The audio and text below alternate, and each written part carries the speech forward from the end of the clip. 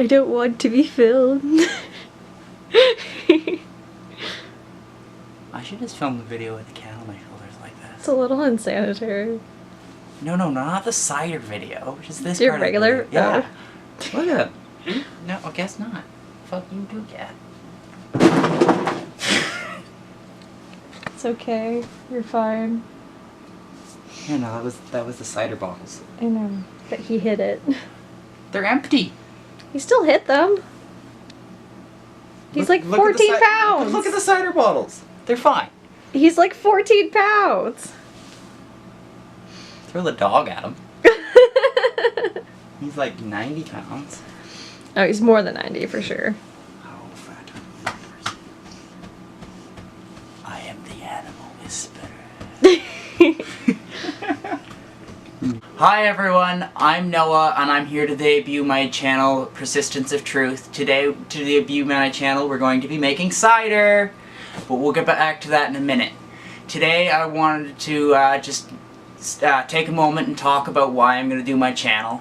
I saw my roommate doing it, and good friend, and she's been doing it for quite a long time, Samson, another Kingston YouTuber. She actually had me in one of her videos recently where we were testing face masks. She had an interesting time with it, we'll say the least.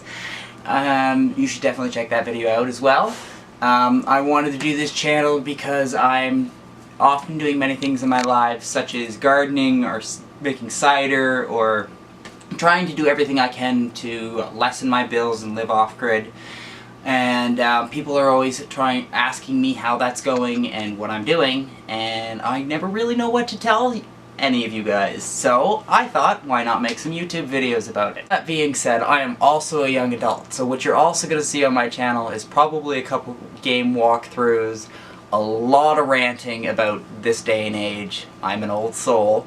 And the happenings in my neighborhood. I also live 2 blocks away from a music festival every year. I live downtown. I would love to do some music videos for bands that have come through the city as well. And honestly, just anything that comes my way. Now let's get to making some cider. Cider is really easy to make. I love making it. I've done it a couple times now, and I have almost everybody I tell I'm making cider ask me how to do it. So I'm just going to show you all how to do it today. I added 19 liters of juice to this carboy. You can add up to 23. I just wanted to make 3 even carboys of 20, so I only put 19 in here so far. I'm using Allen's apple juice, not from concentrate, so the only ingredients in this are Ontario apples and vitamin C. They use the vitamin C to stop it from fermenting naturally. So I put 19 liters of that in there, and so the first step today is I call it apple cider. Technically it's apple wine, because I add a kilogram of honey, pasteurized. Always make sure it's pasteurized or you're going to get vinegar. Delicious vinegar, but vinegar. Going to be adding a kilo of honey to this today, which will put the alcohol content around 12–13%. We're actually going to use this hydrometer and test the alcohol percentage after I've added the honey. This is I can't keep saying it, but this is a kilogram of honey, so 2.2 pounds just about. It's going to take forever to pour in here. And so this is the sugar, plus all the sugar in the apple juice that the yeast is going to feed on. And the yeast when it eats the sugar, it creates 2 byproducts, and the main byproducts are carbon dioxide and ethyl alcohol, or just alcohol. So we want to give it lots and lots of food. The more food, the more booze. Up until a point. Different yeasts have different alcohol resistances, so make sure that you get the right yeast for the alcohol percentage that you want. So now I'm going to use what is usually my siphon to get the honey, or to get the cider out, to stir it in so that all the honey is not just sitting at the bottom and is actually mixed in. And we will be back when all of the honey is mixed in.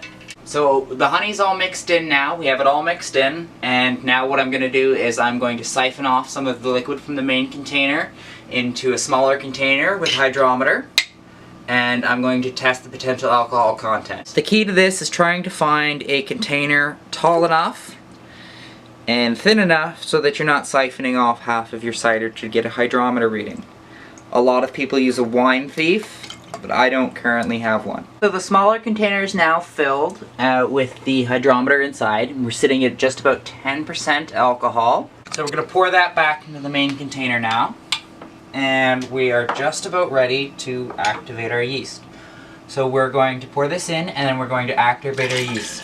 To do that, you'll need 100 milliliters of water sitting at about 38 degrees Celsius. And you're going to take your packet of yeast, whichever yeast you decide to use. I today am using Lalvin EC1118. It's a basic champagne yeast. These are about $1, $1.50 at any home supply, at any wine supply store. So you take this, you add it to your 100 milliliters of water at about 35 to 38 degrees Celsius, which I have already prepared here. And then once you add it in, you wait 15 minutes, and we'll be back after that. So the yeast has now been sitting for 15 minutes. We're going to add it to the cider. That is the final step before we put the ferment lock on. And then after that, we're just going to leave it to sit for 18 days, and then we'll be, or just about 18 days, 18 to 21, and then we'll be ready for the second ferment.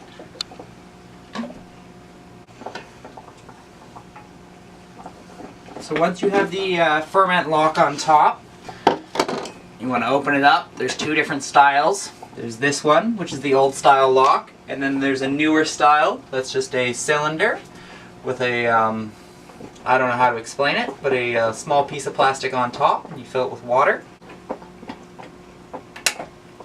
That's it for today. Thank you guys for watching. I hope you guys like. If you like, subscribe. I don't know where the buttons are going to be for different videos, but there should be a couple videos here or there. I don't know. Enjoy! Yay! New channel! Yay! It's like, save me.